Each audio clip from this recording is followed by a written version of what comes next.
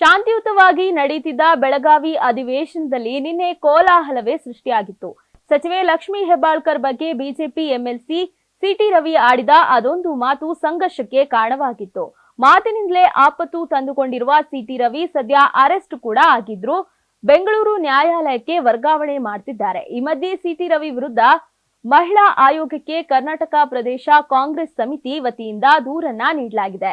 ಅಂದಹಾಗೆ ಬೆಳಗಾವಿ ಅಧಿವೇಶನ ನಡೆಯುತ್ತಿದ್ದ ಸುವರ್ಣಸೌಧ ವಿಧಾನ ಪರಿಷತ್ ಕಲಾಪದಲ್ಲಿ ಮಹಿಳಾ ಮತ್ತು ಮಕ್ಕಳ ಅಭಿವೃದ್ಧಿ ಇಲಾಖೆ ಸಚಿವೆ ಲಕ್ಷ್ಮೀ ಹೆಬ್ಬಾಳ್ಕರ್ ಅವರಿಗೆ ವಿಧಾನ ಪರಿಷತ್ತಿನ ಸದಸ್ಯ ಸಿಟಿ ರವಿ ಅವರು ಅವಾಚ್ಯ ಪದ ಬಳಕೆ ಮಾಡಿ ಅಪಮಾನಿಸಿದ್ರು. ಮಾಜಿ ಮಂತ್ರಿಯಾಗಿದ್ದು ಹೆಣ್ಣು ಮಕ್ಕಳ ಬಗ್ಗೆ ಅಪಾರ ಕಾಳಜಿ ಗೌರವ ಹೊಂದಿರಬೇಕಾದ ಜವಾಬ್ದಾರಿ ಸ್ಥಾನದಲ್ಲಿರುವ ವ್ಯಕ್ತಿಯೇ ಘನತವತ್ತ ಸದನದಲ್ಲಿ ಮಹಿಳಾ ಮಂತ್ರಿಯೊಬ್ಬರನ್ನ ಅತಿ ಕೀಳು ಮಟ್ಟದ ಅಸಂವಿಧಾನಿಕ ಪದ ಪ್ರಯೋಗ ಮಾಡಿದ್ದಾರೆ.